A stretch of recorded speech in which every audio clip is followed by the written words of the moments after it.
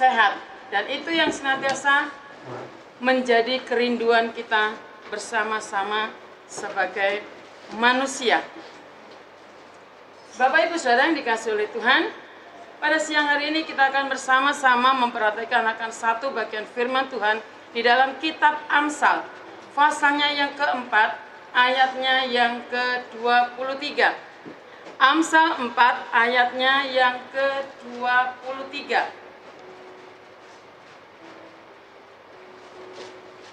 Amsal 4 ayatnya yang ke-23.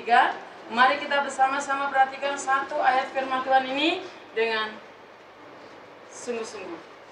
Kita akan baca bersama-sama. 1, 2, 3.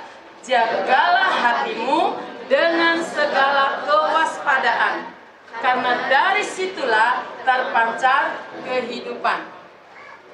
Kalau saya sudah ingat akan satu kata jagalah hatimu, mungkin Bapak Ibu juga sudah pernah mendengar akan lantunan, kalau mereka bilang qasidah gitu. Ada satu kata yang selalu dikatakan, jagalah hati, jangan kau nodai. Ada yang pernah dengar itu? Sering, Bu. Sering. Siapa yang menyanyikan lagu itu? Bukan kita. Bukan kita. Siapa yang bikin coba? Ada yang tahu? Agim. Kita nggak perlu tahu masalah yang terjadi atau kehidupannya seperti apa dari Agim, tapi satu hal yang kita mau belajar di situ adalah jagalah hati, jangan kau nodai. Bapak Ibu Saudara yang dikasihi oleh Tuhan, di sini Amsal mengingatkan juga kepada setiap kita di dalam Amsalnya pasal yang keempat ayat yang ke-23 tadi, untuk kita juga bersama-sama harus menjaga hati. Dikatakan dengan segala kewaspadaan. Bapak Ibu Saudara yang dikasihi oleh Tuhan, kalau kita sudah berkata jagalah hati, maka kita harus selalu hidup sehat. Kenapa? Karena kalau tubuh kita sehat, pasti pikiran kita juga sehat. Pikiran kita akan baik-baik. Pikiran kita akan positif. Pikiran kita akan tenang. Pikiran kita akan sejahtera. Kalau sudah seperti itu, maka kualitas hidup kita ini juga akan meningkat. Maka mari kita bersama-sama untuk senantiasa belajar menjaga kesehatan tubuh kita ini. Sepertinya kalau menjaga kesehatan, kita selalu berpikir ini merupakan sesuatu hal yang sulit di dalam kehidupan kita. Tapi sebenarnya enggak juga. Setiap hari kita kerjakan bagaimana cara untuk kita supaya terus hidup sehat. Ada beberapa upaya yang kita lakukan untuk menjaga agar kita tetap sehat. Salah satunya ya kita harus makan makanan yang sehat, makanan yang bergizi, rutin untuk kita olahraga. Dan yang penting kita harus belajar untuk mengelola bagaimana pikiran kita, mengelola bagaimana stres kita ini dengan baik. Karena kalau tidak, walaupun kita makan makanan yang bergizi, tapi kalau pikiran kita selalu berpikir negatif dan selalu berpikir yang tidak baik, yang nggak sehat juga, maka semua yang kita makan akan terbuang sia-sia. Tetapi tahukah kita bahwa di dalam kehidupan kita ini ada hal-hal yang memang benar-benar harus kita jaga agar kehidupan kita ini benar-benar terarah dengan baik. Yaitu apa? Apa yang dikatakan oleh Amsal tadi? Hati. Siapa yang tahu hati saya? Tahu, Tuhan, Pak. Siapa yang tahu hati saya? Nggak ada ya. Saya sudah berusaha untuk mencari gambar-gambar hati, dan hampir semua di situ digambarkan bentuk love seperti yang digambarkan, dibayangkan oleh anak-anak remaja pemuda gitu. Dan saya sudah meminta tolong kepada anak saya, Freddy. Dia bilang nggak bisa, Mama. Harusnya kalau mau begitu semua Mama ketik di situ dan nanti begini. Oh ya udah. Nanti Mama ajarin supaya apa? Bisa memanfaatkan apa yang sudah Tuhan beri di dalam kehidupan kita gereja di tempat ini. Jadi saya bilang biar nggak hanya dipakai oleh pemimpin pujian saja, tapi kami yang melayani juga belajar memanfaatkan alat media yang sudah Tuhan berkati untuk gereja kita di tempat ini. Bapak Ibu yang dikasih oleh Tuhan, di dalam Amsal dari ayat pasal yang keempat ayat 23, di situ kita harus belajar untuk memelihara, untuk menjaga supaya hati kita sehat. Maka tema firman Tuhan pada siang hari ini saya berikan judul, milikilah hati yang sehat. Coba berkata kanan kiri supaya saling mengingatkan. Tepuk pundaknya, milikilah hati yang sehat. Ngomongnya jangan sambil manyun ya, sambil tersenyum supaya teman kita benar nih memiliki hati yang sehat. Kenapa? Nggak bisa senyum karena giginya ompong. Nggak apa-apa, tenang, ada sainganmu Samuel, giginya ompong. Oh gitu, kantongnya kempes. Ya, jadi apa? Kalau sudah dikatakan milikilah hati yang sehat. Kenapa? Karena hati ini adalah salah satu organ tubuh yang sangat-sangat penting dan sangat mempunyai peranan di dalam tubuh kita ini. Di dalam Alkitab kalau kita perhatikan, hati manusia ini disebutkan hampir sebanyak 300 kali. Maka artinya hati ini adalah bagian spiritual dari diri kita. Kenapa? Karena di situ emosi dan keinginan itu ada. Dan apa yang dikatakan oleh Yeremia tentang hati? Mari kita bersama-sama perhatikan. Yeremia 17 ayatnya yang ke-9. Yeremia 17 ayatnya yang ke-9. Sudah? Yeremia 17 ayat 9 kita akan baca bersama-sama. 1, 2, 3. Betapa liciknya hati, lebih licik daripada segala sesuatu, hatinya sudah membatu. Siapakah yang dapat mengetahuinya? Perhatikan di situ kalimatnya.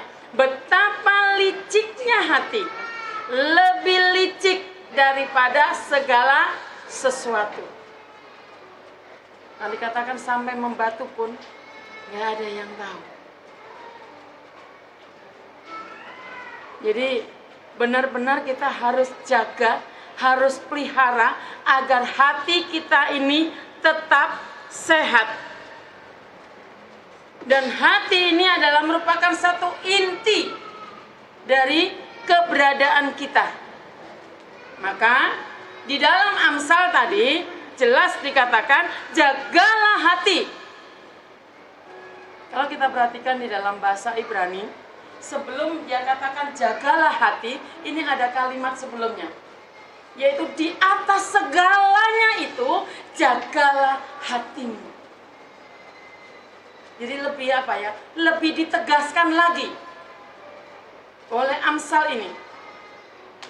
Jadi di atas segala-galanya itu jagalah hati. Kalau kita perhatikan di dalam Amsal 4, di situ nasnya dikatakan, perikop ini judulnya nasihat untuk mencari hikmat.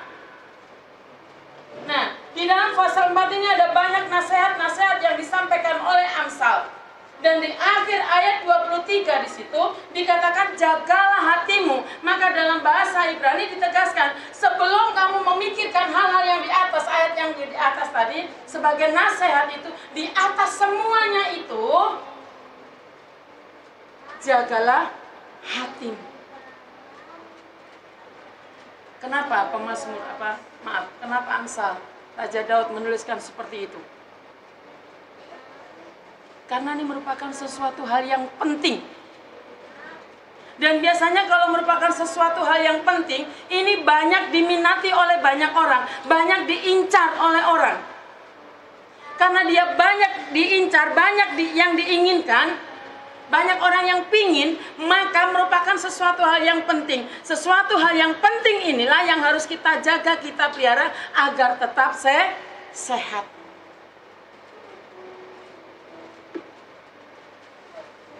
Salah satu contoh dalam Alkitab yang berhasil menjaga hatinya tetap bersih dan sehat adalah Raja Daud. Mari kita sama-sama perhatikan 1 Samuel 24. 1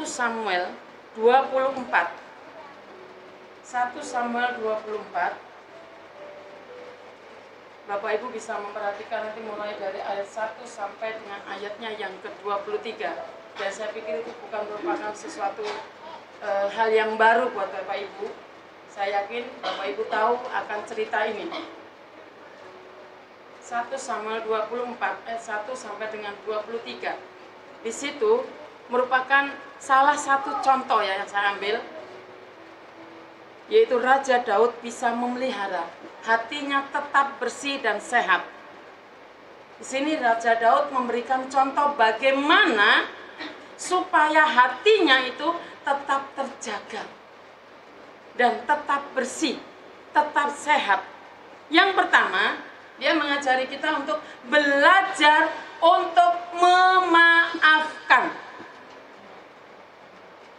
Yang pertama, Raja Daud lakukan agar hatinya tetap bersih, tetap sehat, adalah dia belajar atau mengajak kepada setiap kita untuk belajar memaafkan atau belajar melepaskan. Kalau bahasa anak-anak remaja, pemuda, boleh saya pakai ya, move on, betul? Atau kalau saya dengar sebelah ini Ayu, kalau ngajak Samuel itu, let's go gitu. Dan Samuel itu nggak ngerti loh gimana kalau dia sudah Ayu ini bilang let's go, dia langsung cucuk pergi gitu. Nah itu yang saya artikan di sini, belajar untuk memaafkan atau melepaskan.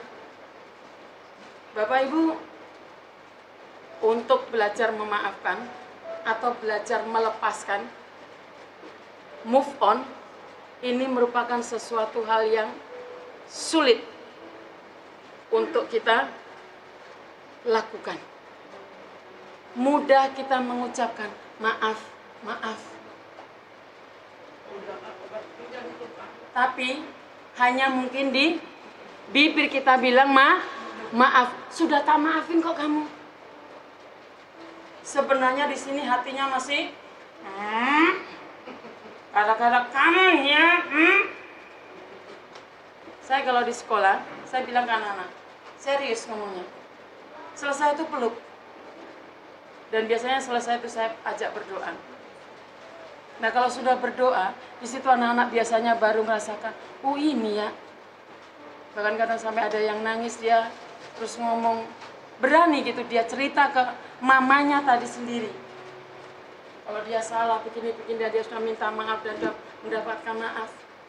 Bapak Ibu, sesuatu hal yang tidak gampang untuk kita lakukan kalau kita mau memaafkan seseorang atau melepaskan pengampunan kepada orang yang sudah menyakiti kita. Tetapi siang hari ini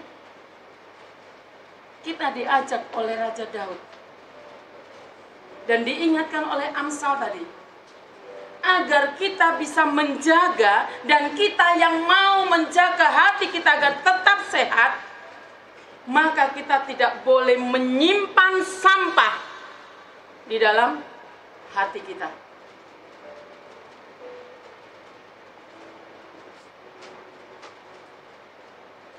tegaskan sekali lagi, kalau kita mau menjaga hati kita agar tetap sehat, dan kalau kita mau memiliki hati kita tetap sehat, jangan kita menyimpan sampah di dalam hati kita. Bapak Ibu, biasanya kalau kita punya barang yang baru, gimana penjagaan dan pemeliharaan kita? Hati-hati. Super kita perhatikan. Jangan sampai kena noda. Contoh seperti hari ini saya pakai baju putih. Jangan duduk aja dilihat. Ada debunya enggak? Ada ininya enggak? Takut nanti warna putih ini kena noda. Pak Pendeta ini dengan motornya Freddy yang sudah edek dengan mobilnya, kalau memperhatikan mobilnya sama memperhatikan istrinya, dia bisa disepa dan lain sebagainya. Tapi istrinya tidak pernah diajak untuk ke salon.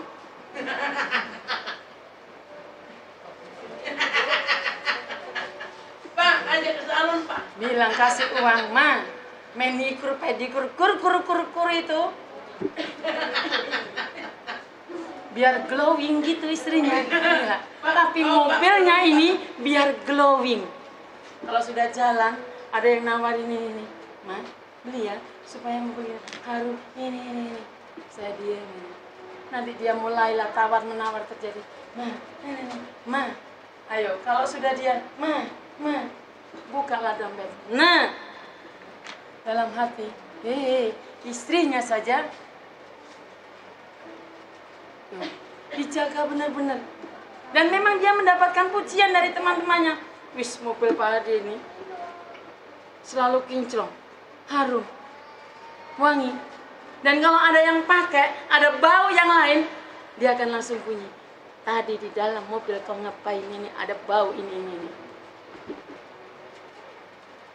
Apalagi kalau sudah Samuel ikut kemana-mana, makan rontok-rontok. Nih, angkat itu, ketok dulu. Jangan sampai ada sampah, jangan sampai kotor. Dia nggak mau simpan-simpan begitu. Nah, sekarang bagaimana dengan kita sebagai anak-anak Tuhan yang sudah ada perintah untuk kita menjaga hati agar tetap sehat? Bagaimana caranya kita mudah melepaskan, mudah memberikan pengampunan, mudah move on?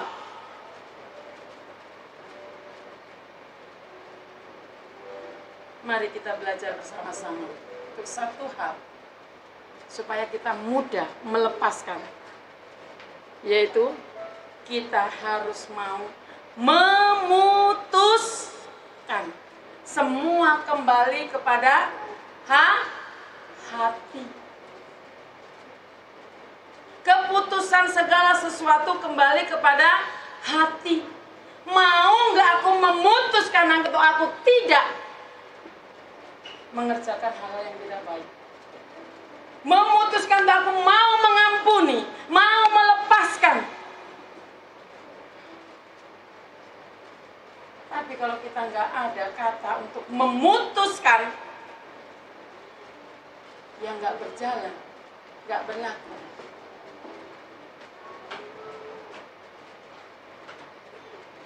Sama dengan Bapak Ibu, dengan anak-anak yang mungkin sudah pernah punya pengalaman putus cinta.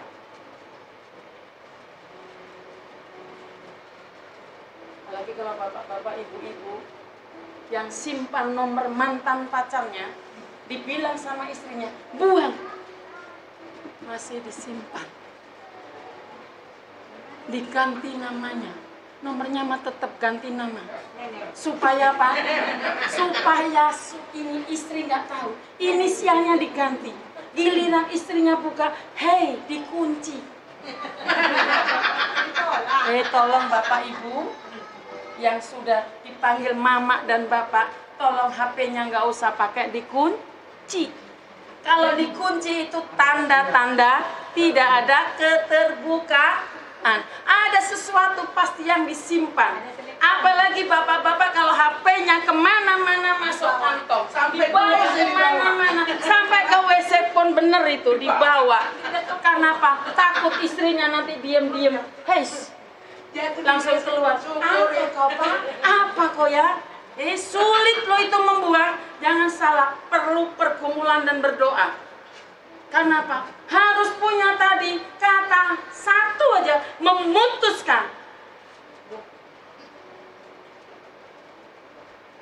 Yuk, nih yang muda-muda, yang mungkin putus cinta, jangan kau simpan-simpan itu. Nanti jadi bikin rame di keluarga. Mana calon pengantin? Ada? Oh, hadir. Kalau saya dengan perempuannya nggak terlalu tahu, tapi kalau sama yang laki ini, saya tahu pacarnya A, B, C. Tapi saya bersyukur ya dengan dia. Saya katakan sama dia, kamu ini hebat loh dek. Kalau cari pacar nggak pernah yang lain, pasti anak Tuhan. Oh iya dong bu. Tapi kan ibu yang sudah begitu. Dan puji Tuhan di akhir ujungnya dia juga bawa anak Tuhan loh ke sini. Buang ya dek. Nomornya sudah dibuang dek, yang lama-lama dek. Jangan kau nanti di keluarga istrimu ini. Diblokir doang. Jangan diblokir dek, buang dek. Putuskan. Tapi kalau sudah ada kesepakatan, jangan kasih kesempatan. Nanti rame. Ya, lebih baik putuskan. Dah, beres. Jangan simpan-simpan sampah. Bapak Ibu, sepertinya ngomong memutuskan ini gampang loh. Susah. Itu tadi, ada banyak cara. Gak dikasih nama, kasih untik-untik. Dia sendiri yang tahu. Kalau nggak dikasih gambar, apalah, itu tandanya. Susah. Bapak Ibu, gampang susah. Makanya ibu bilang itu Pak. Enggak. Kalau HP-nya Bapak sudah dipakai semua keluarga gitu ya. Sudah sudah ditulisin itu HP pertobatan gitu ya. Itu sudah dipakai live anaknya, jadi nggak ada rahasia-rahasia gitu. Sama seperti HP saya di sekolah itu kata guru-guru, ini HP orang kemana? Apalagi punya saya nggak ada kunci-kunci, mereka bisa buka. Kenapa? Nggak ada rahasia apa-apa. Mau ngapain? Mau takut apa? Mau dibaca? Monggo silakan baca, gitu kan? Untung-untung nemu tahu utangnya Bu Pendeta berapa, oh tak bantu bayarin, gitu kan, puji Tuhan, ya. Bapak Ibu saya katakan tadi jangan menyimpan sampah. Sampah di sini berbicara tentang apa? Keegoisan, iri hati, dendam, apalagi sakit hati, benci, kepahitan, gampang tersinggung tuh sampah dan lain sebagainya. Itu yang seringkali secara nggak langsung kita simpan di dalam hati kita.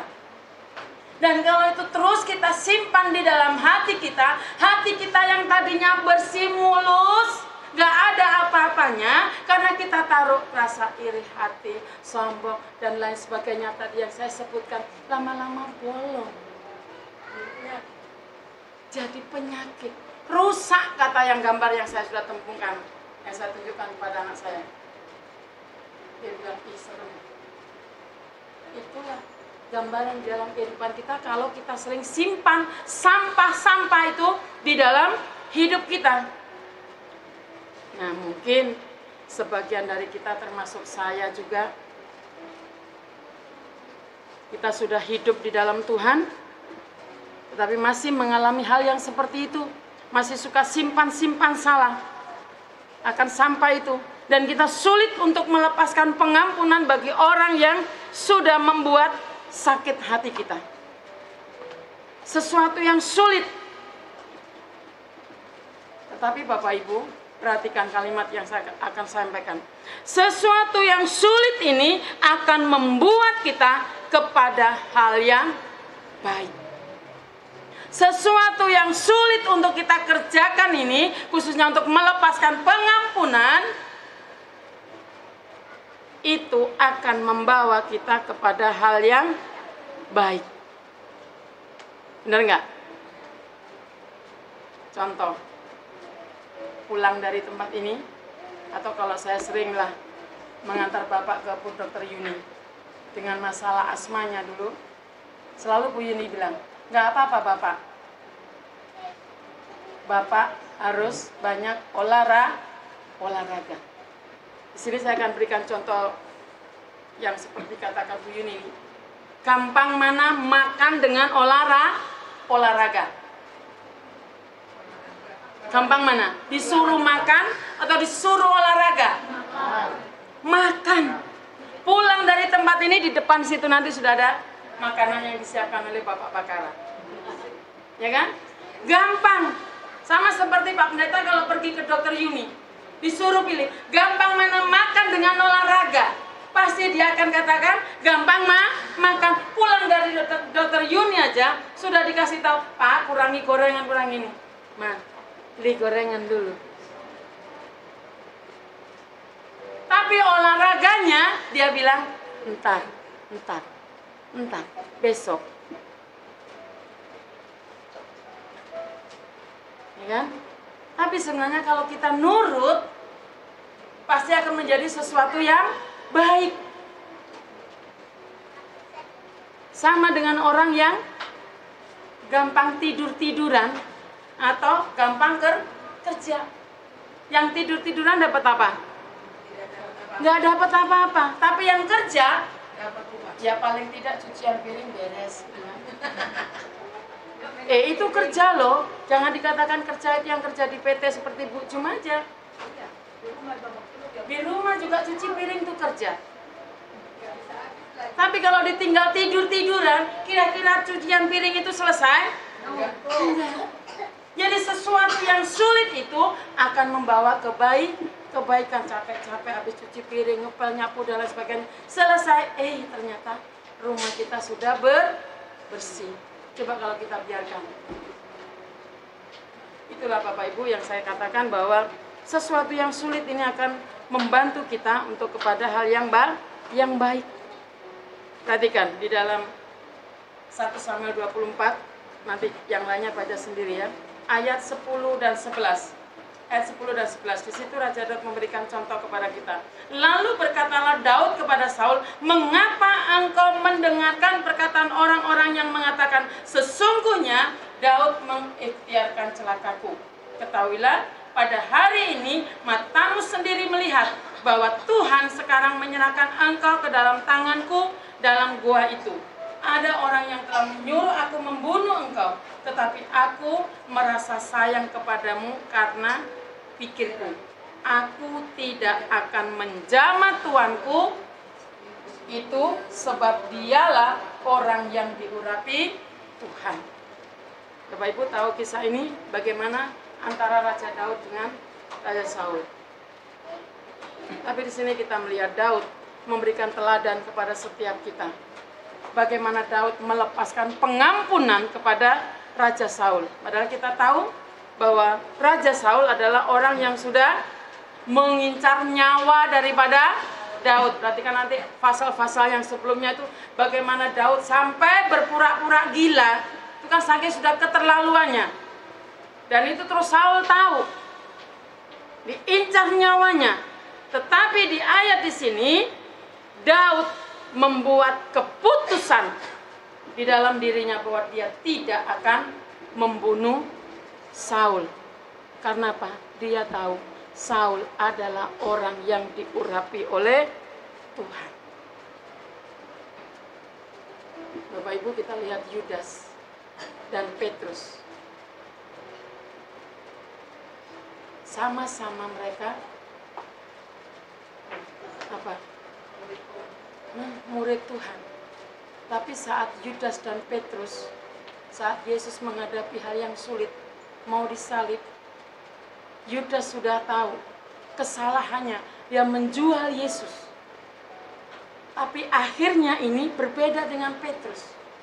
Kalau Yudas tahu, nggak bisa dikembalikan uangnya, sudah lunas itu, Yesus harus disalib. Yudas apa yang dilakukan? Karena uangnya nggak bisa kembali dan Yesus tetap disalib, gantung diri.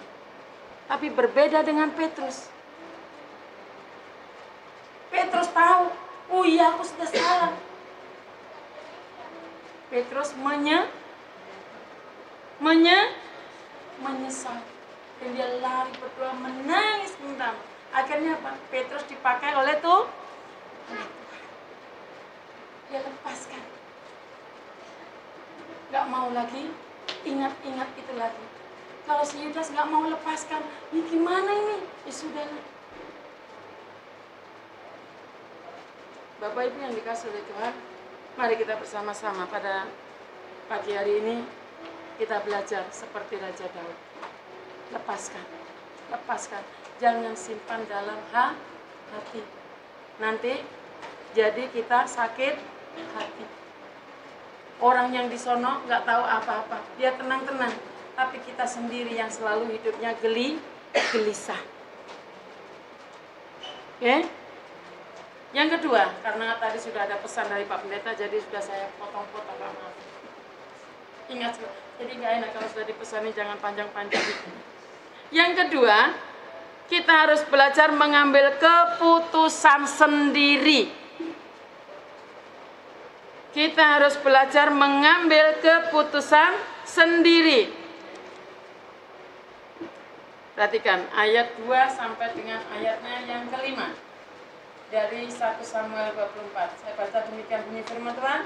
Ketika Saul pulang sesudah memburu orang Filistin itu, diberitahukanlah kepadanya demikian. Ketahuilah, Daud ada di padang gurun En-Gedi.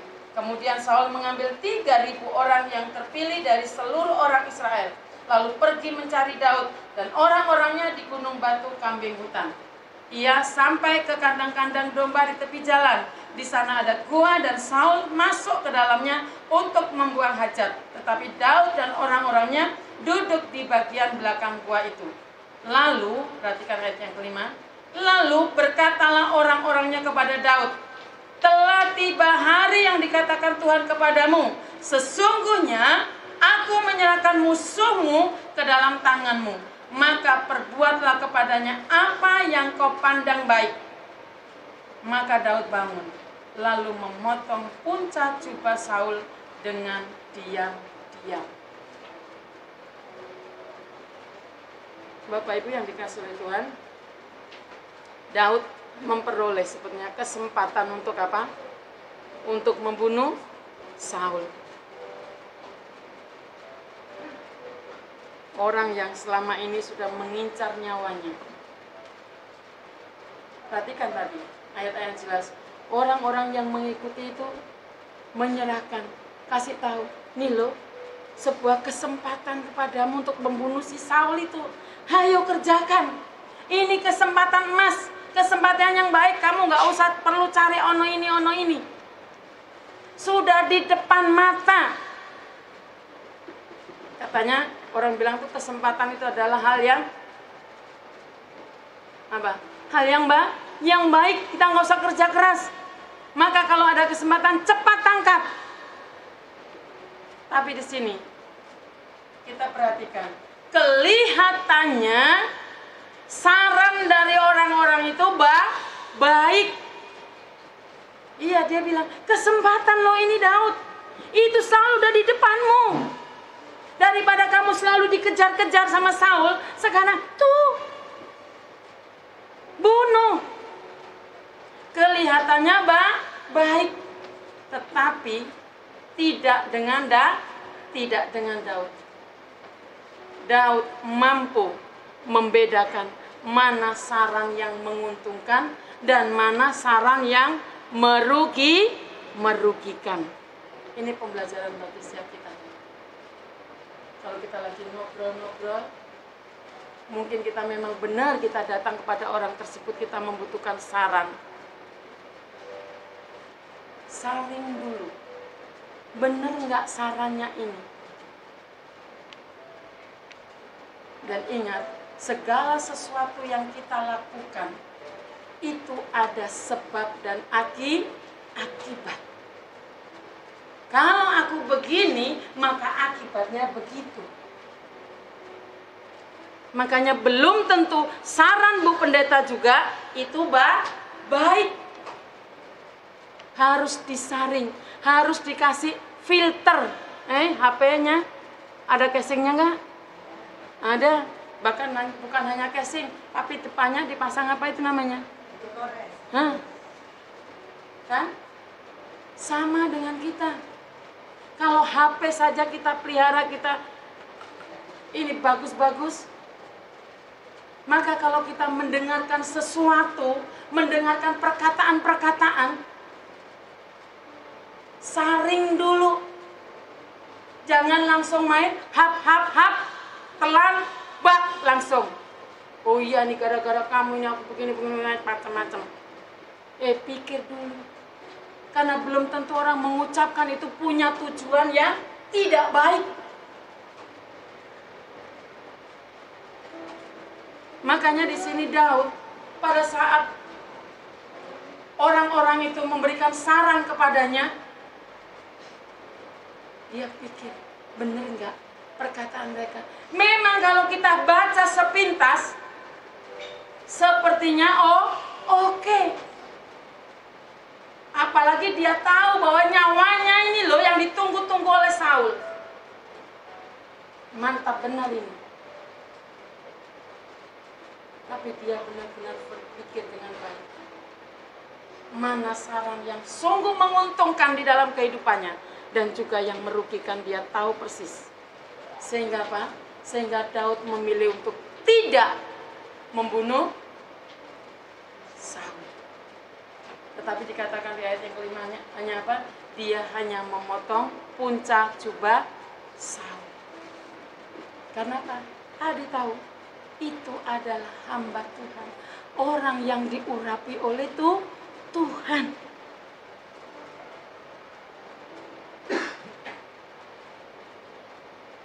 Bapak Ibu Saudara yang dikasihi oleh Tuhan, di sini Daud mengambil sebuah keputusan yang baik. Jadi boleh saya katakan kayak orang Jawa bilang, kita hidup itu jangan rubuh gedang. Gedang itu pisang.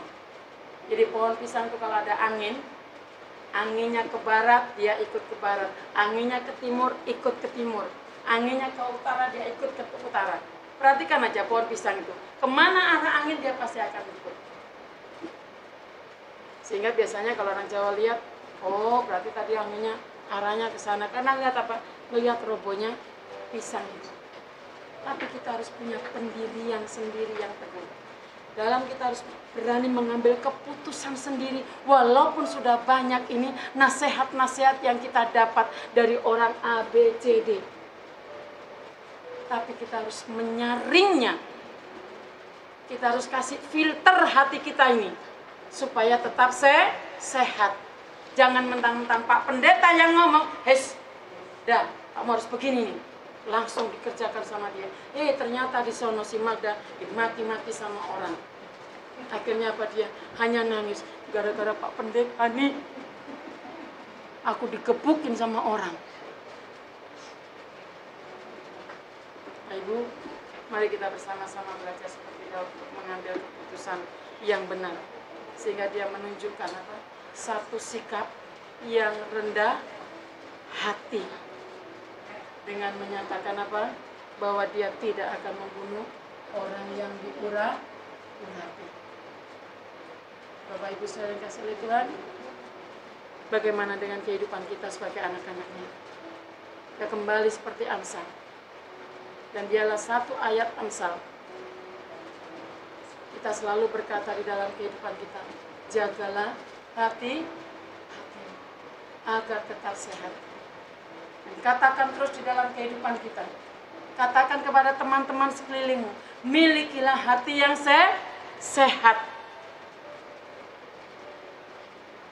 Kalau kita ingin untuk senantiasa memiliki hati yang sehat, jangan pernah kita simpan-simpan sampah.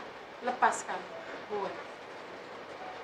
Dan dengan segala kerendahan hati, kita mau belajar untuk mengambil sebuah keputusan yang baik. Mari kita bersama-sama tunduk